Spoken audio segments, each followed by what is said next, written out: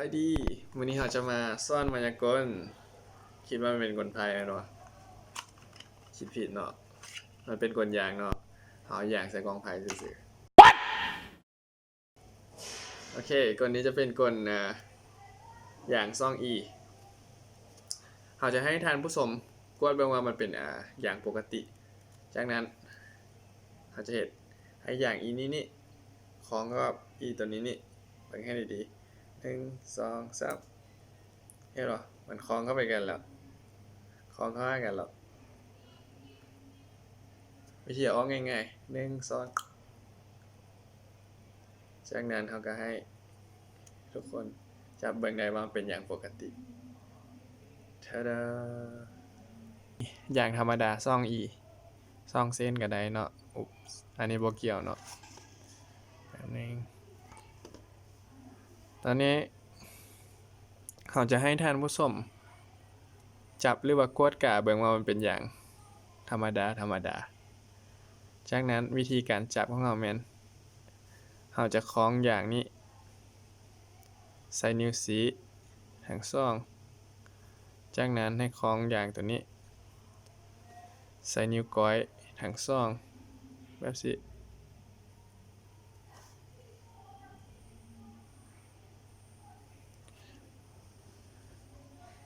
เราจะคลอดตัวนี้ลงมาดึงเส้นเอานิ้วโป้งซอดเข้าไปดึงลงมาแล้วดึงตัวนี้ขึ้นแง่นิ้วโป้งเข้ามาทางล่างแล้วใส่ซ่องนิ้วกลางกับนิ้วนางเกาะไว้จากนั้นใส่ซ่องนิ้วนางนี้เกาะไว้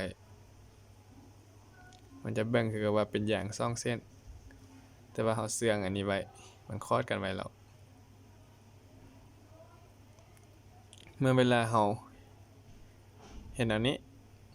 แล้วเราปล่อยมือนี้ออกกำเข้ามาคือเก่ามันจะเบิ่งคือกับว่าอย่างทั้งสองเส้นมันคล้องเข้าหากัน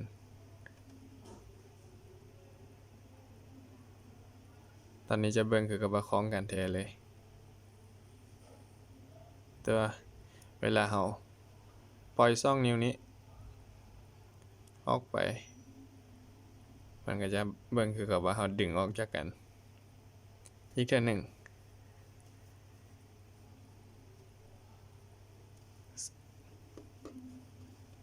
นิ้วก้อยแล้วก็นิ้วชี้อันนี้ซอดเข้าไปนิ้วโป้งซอดเข้า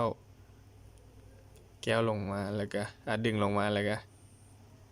นิ้วขึ้นแบบนี้จากนั้นใส่ซ่องนิ้วนี้กำไว้ปล่อยนิ้วโป้งออกมานิ้วกลางกับนิ้วนางกำไว้เสื่องไว้บ่ให้เขาเจ้าเห็นทั้งสองฝั่งนี้อันนี้เวลาเราเห็นให้มันคล้องกันเราก็มีแต่นิ้วลงแล้วก็ปล่อยนิ้วซ่องนิ้วมันก็จะเบิ่งคือกับว่าคล้องกันสามารถปล่อยฝั่งนี้เวลาเอาออกแม่นปล่อยซ่องนิ้วนี้ออกแล้วดึงออกไปถ้าเฮ็ดไวๆก็ประมาณนี้1 2 3คล้องเข้ากันแล้วเห็นบ่ดึงออกไป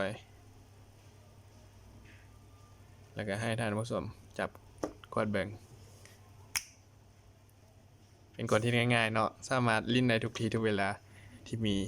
อย่างซ่องเส้นบ๊ายบาย